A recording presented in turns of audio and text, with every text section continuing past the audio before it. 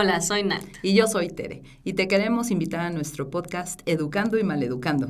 Un espacio para hablar de educación, de tecnología e innovación educativa. Desmenuzando las realidades de hoy para descifrar el futuro de la educación. Y si este tema te hace pensar what is going on, entonces este es el espacio para ti. Empecemos.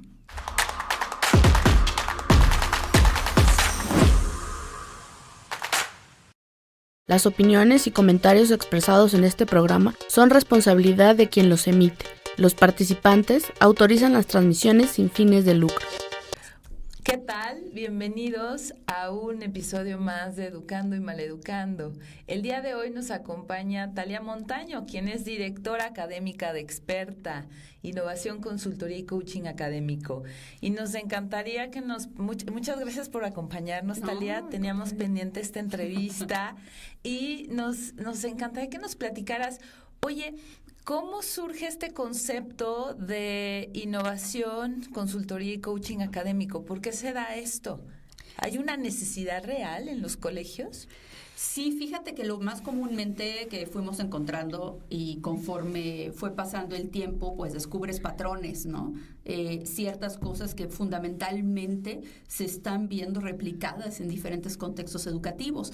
Y entonces Experta hace un estudio longitudinal dentro de la República Mexicana y encontramos algo muy interesante. Hay una desalineación entre la visión, la misión más que nada, la visión y lo que cada talento interno de la institución educativa aporta. Y cuando nosotros vemos esta desalineación, nos damos cuenta que el entorno de aprendizaje pues se percibe de manera distinta por cada uno de los integrantes. Y no hay instrumentos objetivos, medibles, internacionales, que no salgan de la desviación estándar. Es más, ni siquiera existe el concepto de desviación estándar dentro de la investigación de lo que sucede dentro de cada contexto educativo, ¿no? ¿Y esto cómo está impactando? O sea, ¿quiere decir que cada docente hace lo que cree que se tiene que hacer? O sea, ¿cada quien va hacia un objetivo propio de alguna manera? O sea, sí, mira, estadísticamente hablando, de entre lo que yo digo y lo que tú me entiendes y lo que tú dices y lo que yo te entiendo, hay 9 versiones. Uh-huh.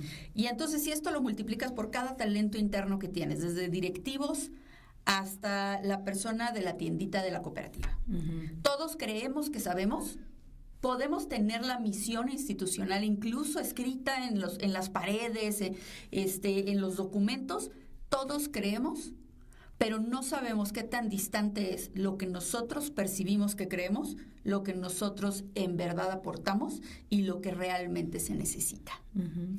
Entonces empiezan estas discrepancias porque empezamos a trabajar a través de percepciones. Claro.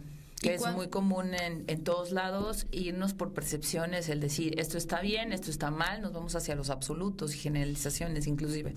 Exacto. Sin tener datos reales. Y entonces hay que romper paradigmas. Uh-huh. Entonces lo que hacemos en Experta es, lo dividimos en diferentes fases para que la institución no sufra o no adolezca.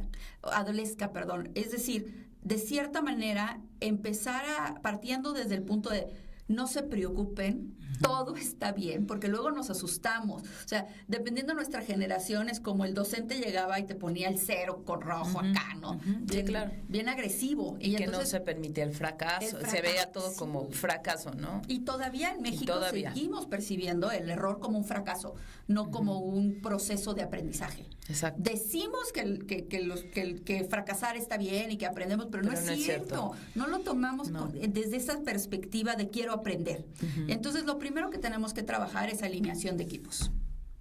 Pero para poder alinear un equipo, pues tenemos que saber dónde realmente está el equipo. Uh-huh. Entonces, lo dividimos como en tres clientes importantes dentro de este ambiente, de este entorno. Lo dividimos dentro de padres de familia e hijos, uh-huh, que es lo que reciben como promesa de venta, uh-huh, ¿no? 2, los docentes. Y 3, el cuerpo administrativo y directivo. Uh-huh. Y entonces nosotros lo que gestionamos son diferentes productos que se correlacionan interdisciplinarmente, pero que cada uno tiene, uh-huh, su razón de ser. Claro. Y tiene su instrumento mixto de medición para evitar caer en subjetividades y en percepciones incompletas. Claro, ¿no? Sí. Entonces, entramos, hacemos un diagnóstico, tenemos que saber qué está sucediendo y te presento los resultados. Aquí lo importante es la actitud. Sí, ¿qué tan abiertos son los colegios, los directivos ante estos diagnósticos? Hay una distancia medible entre el querer hacer y el saber recibir. Sí lo hay una distancia medible. Pero cuando empiezan ellos a hacer shadowing con nosotros, cuando ellos empiezan a involucrarse en los instrumentos, porque todavía incluso les platicamos de dónde son los instrumentos, cuál es el marco teórico de los instrumentos, por qué, la razón de ser, dónde más se ha replicado este modelo de consultoría, cómo es que esto ha impactado en Finlandia, en Estados Unidos, en Latinoamérica y en México propio, porque Experta lleva muchos años en el mercado, pero nos dedicamos a transformaciones integrales, no departamentales nada más. Entonces, muchas veces la institución contrata consultorías que son nada más para saber aplicar un libro, por ejemplo, ¿no? Y eso sí, o una capacitación muy específica, pero no necesariamente que permea todo. Exacto. ¿No? De una manera integral. Y cuando contratamos consultorías así, ¿qué es lo que pasa? Pues que abonamos a esta diferenciación entre lo que el docente cree que la institución le está pidiendo porque le contrató, ¿no?, la capacitación del libro. Entonces el docente cree que tiene que utilizar todo el tiempo el libro y luego llega por otro lado el coordinador y le dice, el libro es solamente un recurso, no es la clase. Y entonces el docente se queda como, pero me hice una capacitación de 20 horas. Claro, en donde me dicen que tengo que usar todos estos recursos que se compraron, o sea, el libro, la plataforma del material y demás. Yo lo que veo cuando vamos a colegios es que en las escuelas tienen muy... o sea, que es una mala concepción de lo que es un programa. Y entonces cuando llegas y les dices, oye, ¿y tu programa? Te dice todo el mundo, sí, claro que tengo un programa, y este programa, a ver, enséñamelo, y siempre es una copia de lo que es el recurso, que en este caso normalmente es el libro. ¿Qué es lo que pasa? O sea, realmente no lo conocen, ¿no? Y no se han dado el tiempo. La construcción de un programa es difícil. ¿Qué nos puedes platicar de eso? Hay una vieja usanza donde la costumbre era, yo como talento llego a la institución, vierto toda mi expertise, mis ganas de crecer, mis ganas de pertenecer, y voy creciendo con construyo la institución. Se le llaman docentes fundadores. Sí.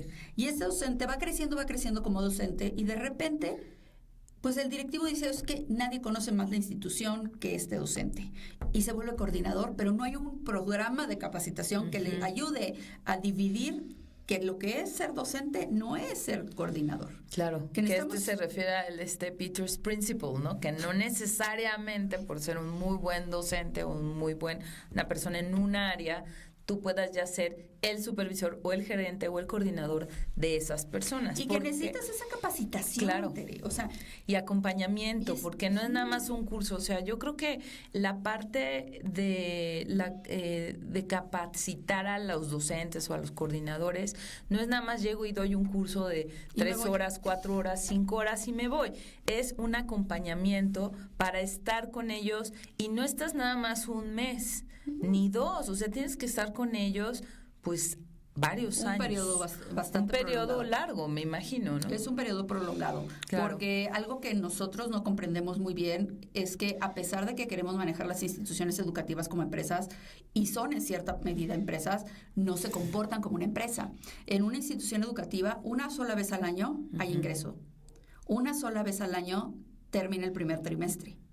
Entonces, cuando tú estás moviendo al talento interno hacia lugares paralelos de control de información, o los elevas dentro del mismo sistema y organigrama jerárquico que tienes en las instituciones, porque otra vez referimos a que el organigrama es un organigrama jerárquico, ya no es un funciograma como ahora, y entonces seguimos teniendo, sigue habiendo queremos ser modernos, pero seguimos utilizando estructuras de 1970, 1920, ¿no?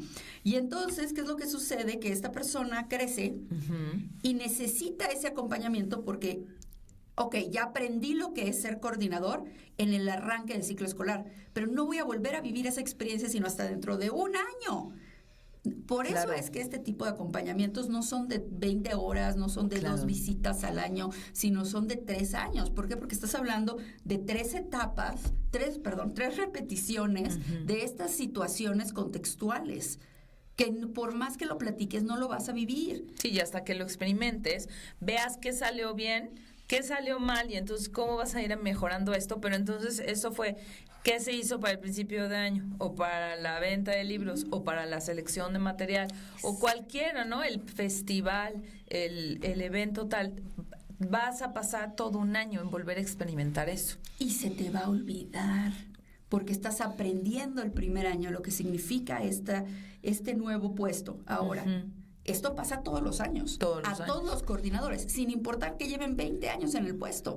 ¿Por qué? Porque cada vez vienen generaciones distintas, Claro. de papás, de estudiantes, de Son clientes retos internos. nuevos siempre, Entonces, cada si año. tú no tienes un acompañamiento, si no tienes una persona que te diga, ok, en este trimestre tienes estos objetivos, tienes estos KPIs.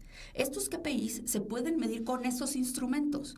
Y para poder medirlo, tendrías que hacer en esta semana y empiezas a desarrollar un calendario operativo. Entonces, en el primero, estableces un calendario operativo. El siguiente año, como dices tú, entonces ya me acuerdo, ¿no? Ya me Llega una acuerdo. persona y dice, ¿te acuerdas A ver, abre tu carpeta del primer trimestre, abre tu calendario operativo. Ahora, vacía las nuevas fechas del nuevo calendario. Ok, entonces, ¿qué pudieras mejorar? ¿Qué hiciste la primera vez que te funcionó?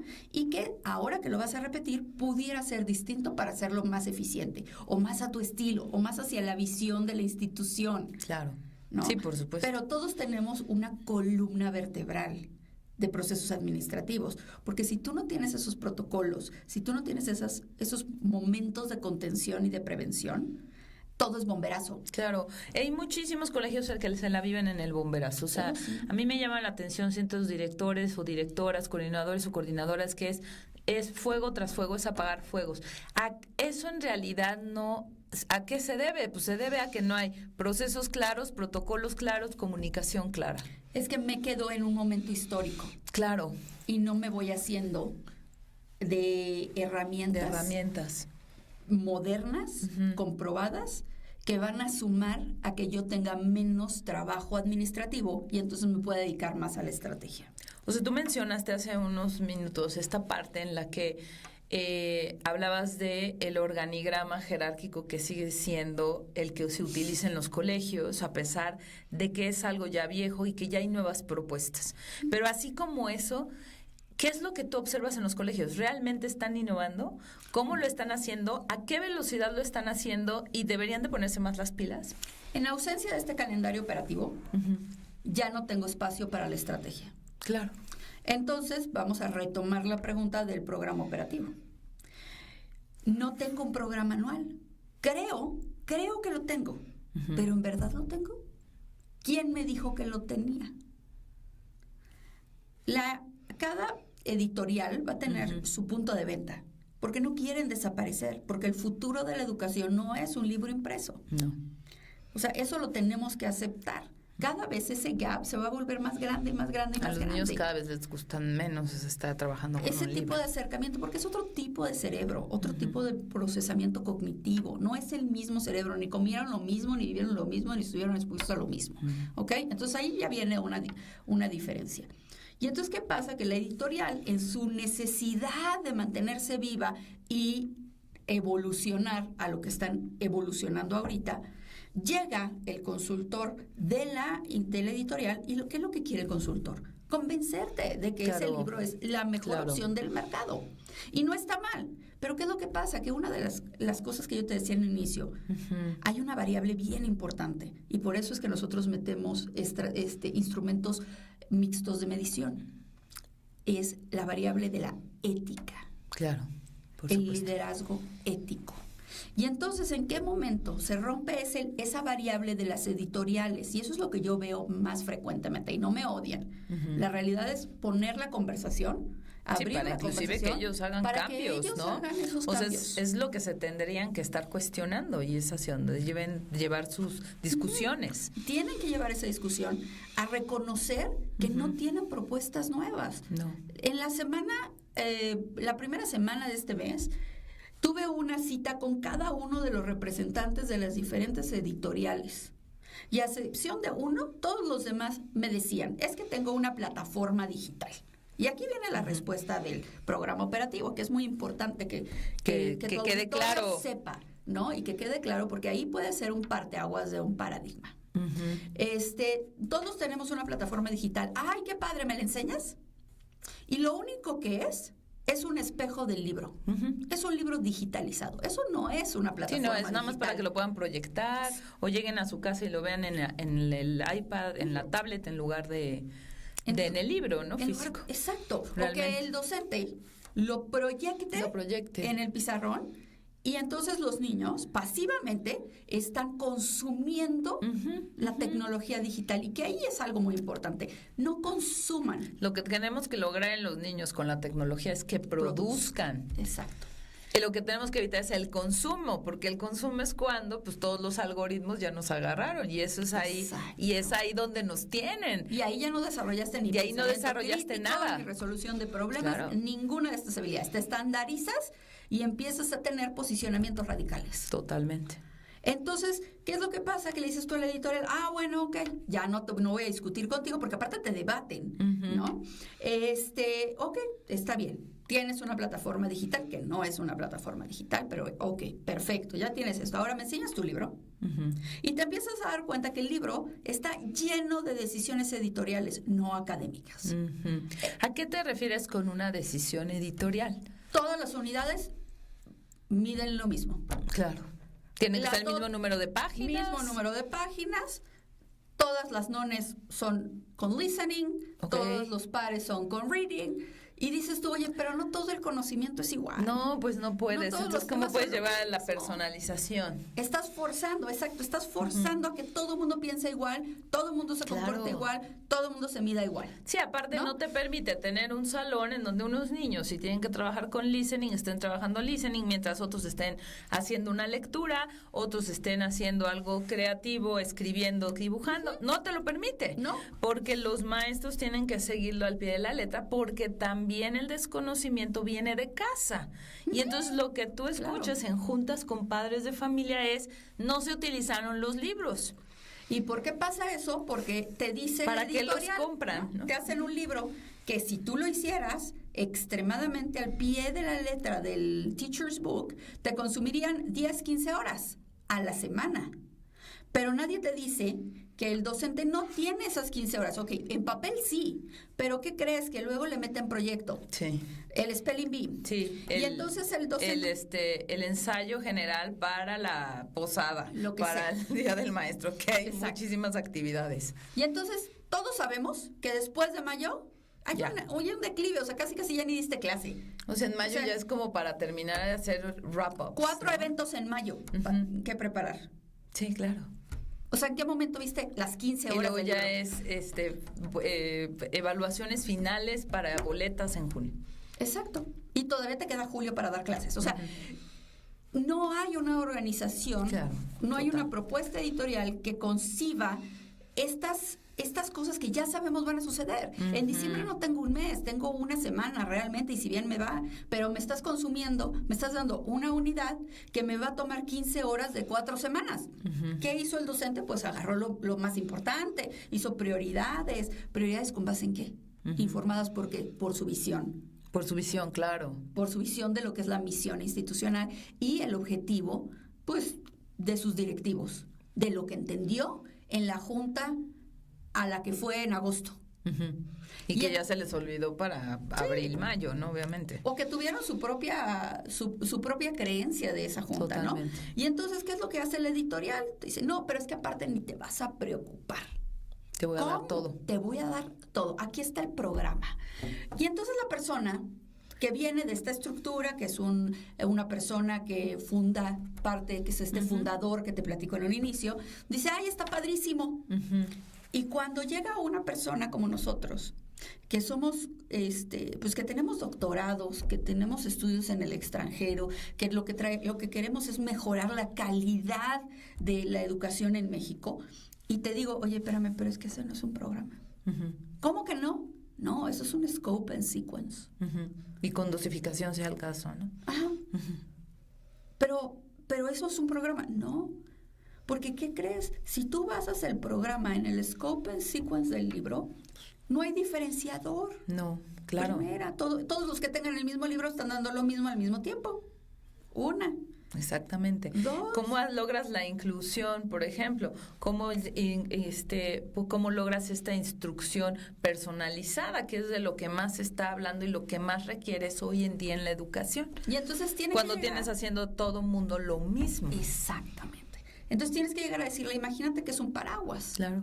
Y cada una de los piquitos del paraguas es un elemento distinto del que se tiene que hacer el docente para generar el ambiente de aprendizaje. El libro es uno, pero tus plataformas es otro. Y entonces ahí viene la propuesta educativa de la institución, que está basada en la visión del directivo de la misión institucional. Claro. Pero entonces empiezas a analizar que hay ruptura. ¿Por qué? Pues porque cuando se seleccionó el libro, pues ellos vieron que eran 15 horas y dijeron, bueno, pues un libro de 15 horas, pero al mismo tiempo metieron los proyectos. Y entonces les quitaron, claro. Y luego metieron los proyectos de marketing educativo, porque aparte una cosa es el proyecto académico y otra cosa es el proyecto de marketing. Y luego al mismo tiempo le metieron que los niños tienen que... Y entonces, y el campamento, y ustedes sumen todos los eventos que pasen en un colegio, sí, claro.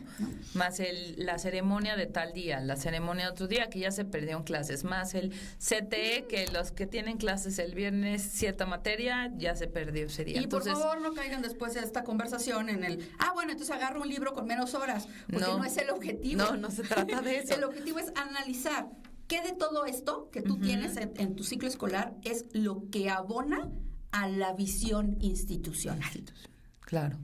Y de eso, y que además es medida. Y cómo enriquece esa promesa de valor de alguna manera, porque un colegio tiene esta promesa de valor al padre de familia, el cual lo busca, y como padre de familia tú buscas eso en el colegio, pero cuando no lo tienen claro, por eso es que empiezan esas quejas, percepciones por parte de los padres de familia, ¿correcto? En alguna institución nos tocó en algún momento escuchar a uno, porque estamos hablando de diferentes esferas, ¿no? Entonces también estamos viendo cuál es todo esto es para medir la distancia entre lo que yo digo que es la promesa de valor y lo que en realidad el estudiante está recibiendo. Y no va a ser muy cercana.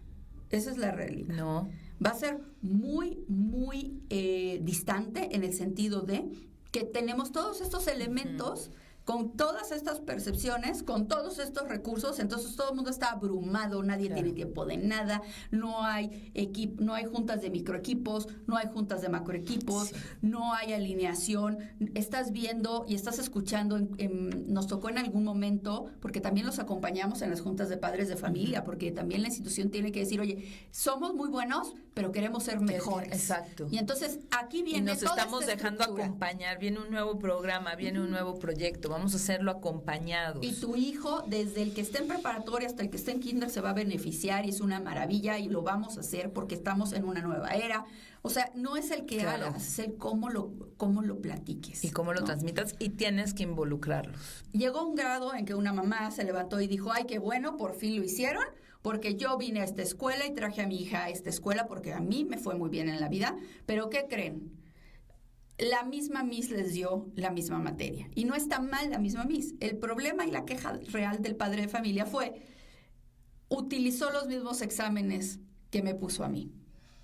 Ay, no, bueno, ¿es Le en serio? presté mi libro. No lo puedo creer. Y eran las mismas notas.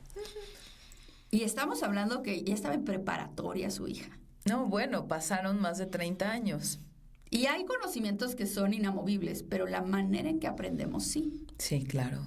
Entonces, ¿qué nos está diciendo esto? No nos está diciendo, ay, el maestro obsoleto. A ver, no, tampoco, no tomemos posturas radicales. No se trata de eso. Estamos viendo que hay una carencia en motivación en el docente, de buscar algo nuevo, de enganchar al estudiante, de incluso divertirse en dar la clase. Claro. Estamos viendo que un realmente ya agotado. Veo, eso es lo que, qué bueno que lo traes a colación, porque eso es lo que yo percibo en los colegios.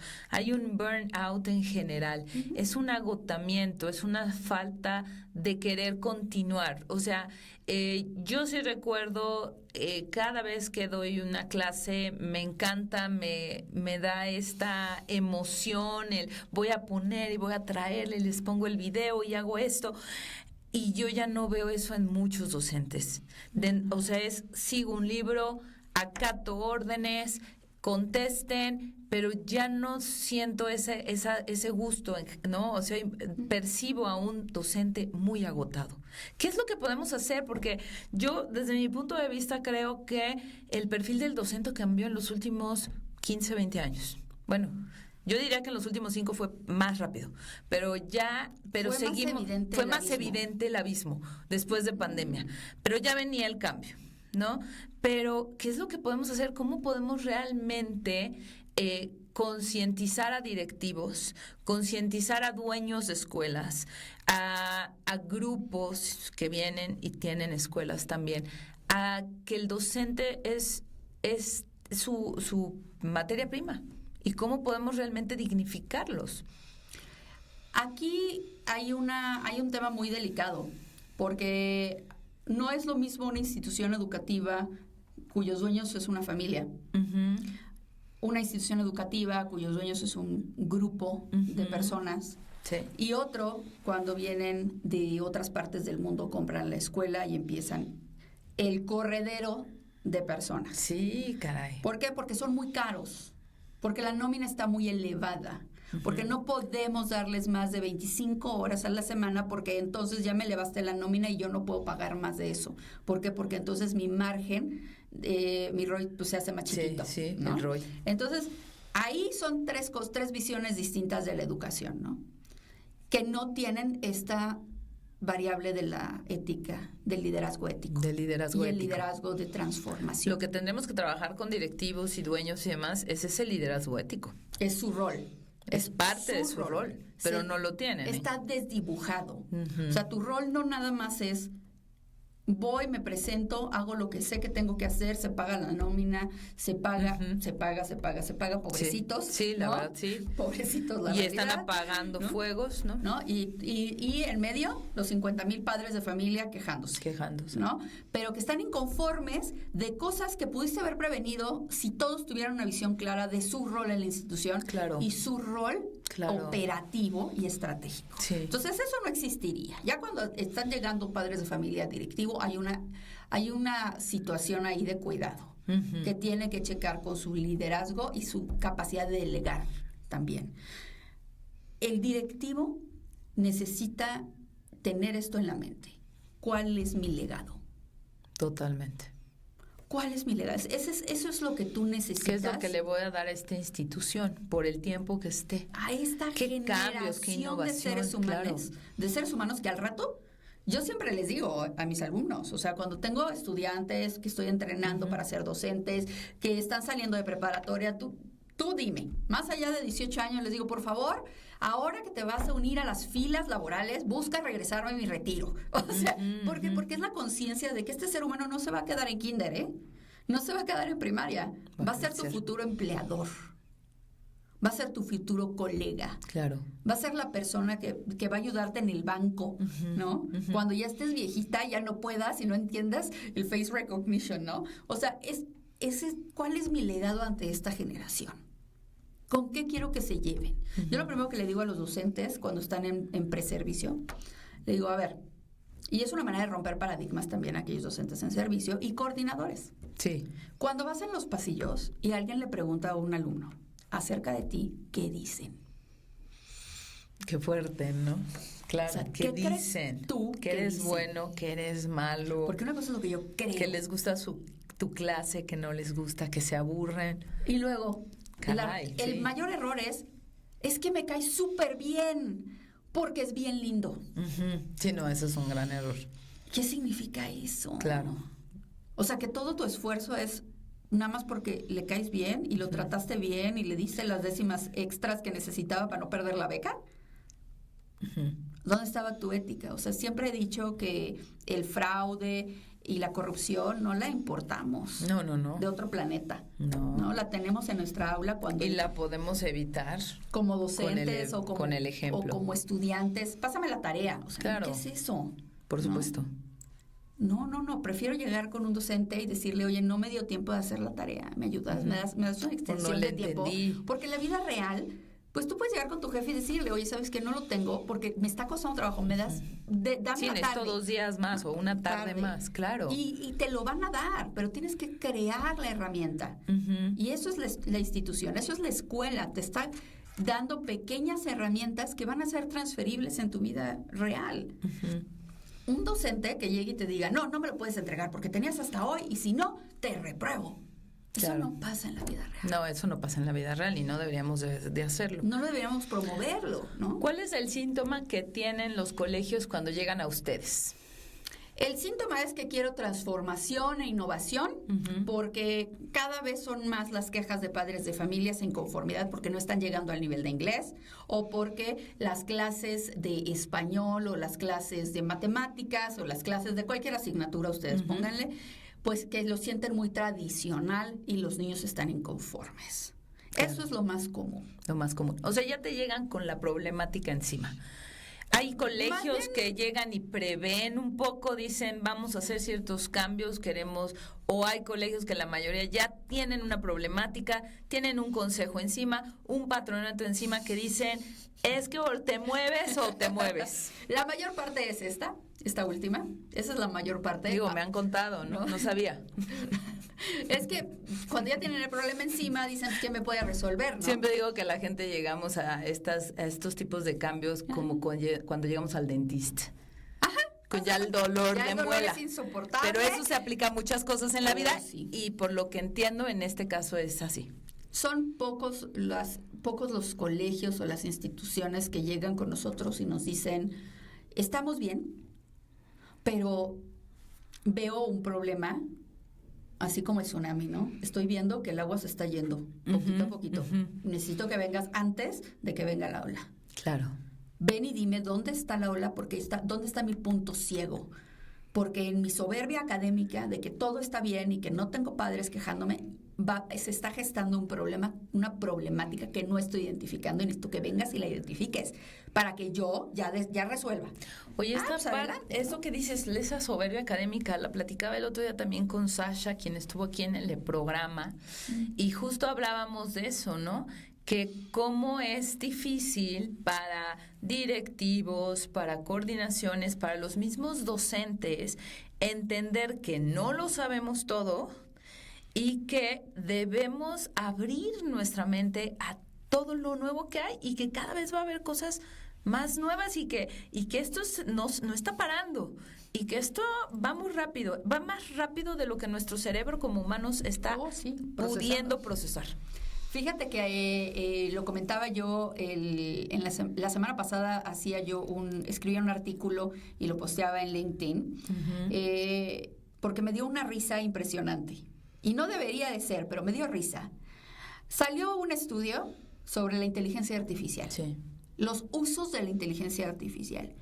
El 90% está siendo utilizada por los estudiantes para aprender lo que en clase no están aprendiendo. Exacto. Y yo reía. Todo el mundo estresado, todo el mundo bloqueando el ChatGPT, todo el mundo diciendo la ética, todo el mundo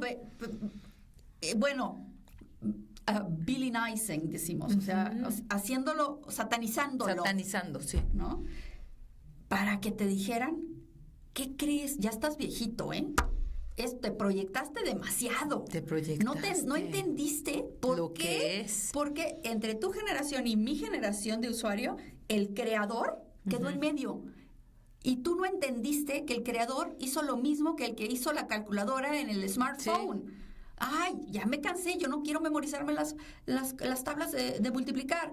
¿qué te decía el docente? Es que no todo el tiempo vas a traer una calculadora en la mano. ¿Ah, qué crees? Pues ahora sí. Y ahora la hago. Ya no me lo tengo que aprender. Eso es inteligencia artificial. Alguien dijo, ¿qué? Ay, por Dios. Podemos hacer otras cosas en lugar de, ¿no? O sea, evitarnos ciertos procesos que no necesariamente tendríamos que hacer. La inteligencia artificial ha sido un tema que le hemos preguntado a todos nuestros invitados. Antes de que terminemos,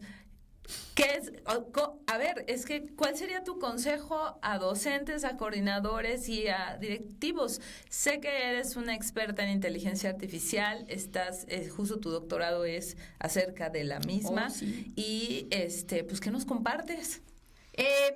Fíjense que lo que estamos haciendo como parte del doctorado, porque ya saben lo que es un doctorado, es un proceso de investigación, no se confundan, no por tener un doctorado soy mejor maestro que el de al lado, ¿ok? No tiene nada que ver, una cosa es la implementación áulica y otra cosa es el conocimiento duro, porque luego llego a instituciones y es que tiene doctorado, y yo, ajá. ¿Doctorado en qué? En historia del arte, pero da clases de inglés, ¿ok? Y aún así, mira, te voy a decir algo que yo lo veo es acortar la brecha en la alfabetización de inteligencia artificial. Perfecto. ¿No? Y lo que estamos haciendo en Experta es generar productos, porque así los vamos a llamar nosotros, porque la inteligencia artificial no es un proceso, es un producto.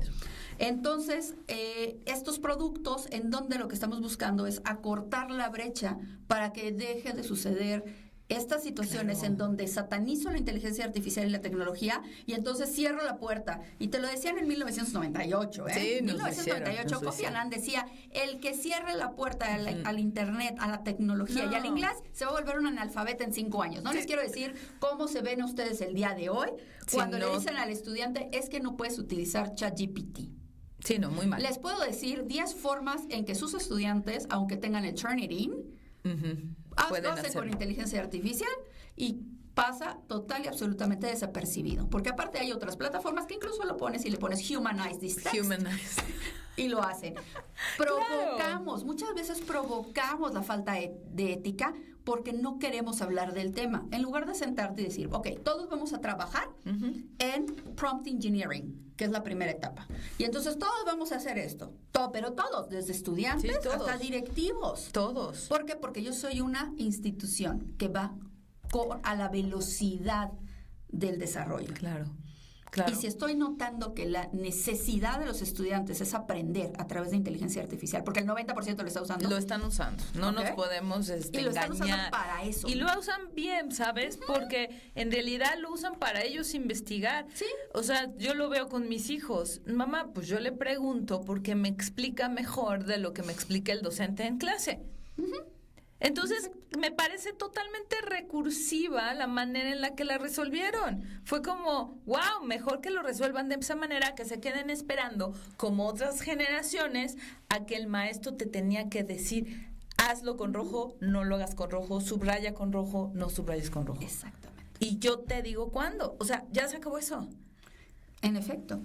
O los errores más comunes que vemos ahora en cuanto a esta brecha tecnológica es la creencia de que el niño de preescolar no tiene conocimiento digital. Sí, no, todo lo contrario. O que no debe de tener. O que no debe tenerlo y que en muchos jardines de niños lo han quitado.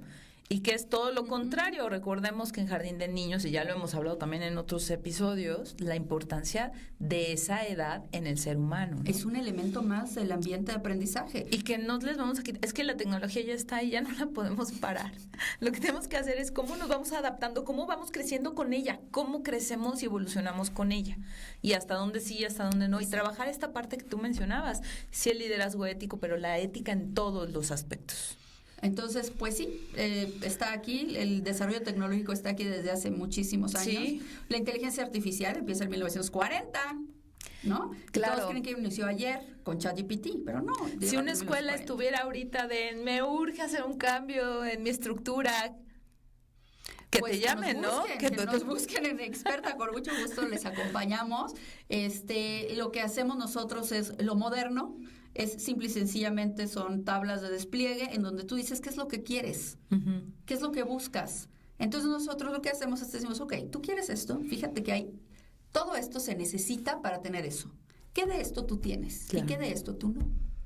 Y de ahí partimos. Claro. No Oye, partimos desde... lo que entiendo es que es como hacer un traje a la medida, ¿correcto? Y eso también impacta en presupuesto y cotización, o sea, Sí. es decir, se adapta al... Es adaptable, por eso digo que es una tabla de despliegue.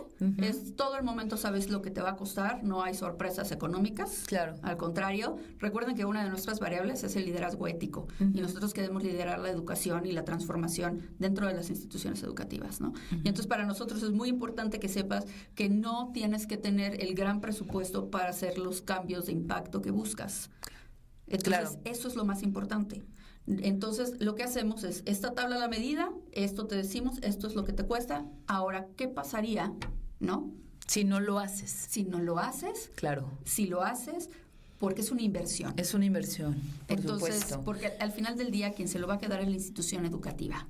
¿Por qué? Porque los protocolos se van a quedar ahí, porque los instrumentos se van a quedar ahí. Las personas pueden migrar o no, Pero si tienes esos procesos, esos protocolos muy claros, cuando ya llegan las personas a algo muy estructurado, ya pulido, y entonces ya es muy fácil integrarlos. Exactamente. Porque En primera, es mucho más claro. buscarlos y reclutar al mejor. Oh, sí. ¿No?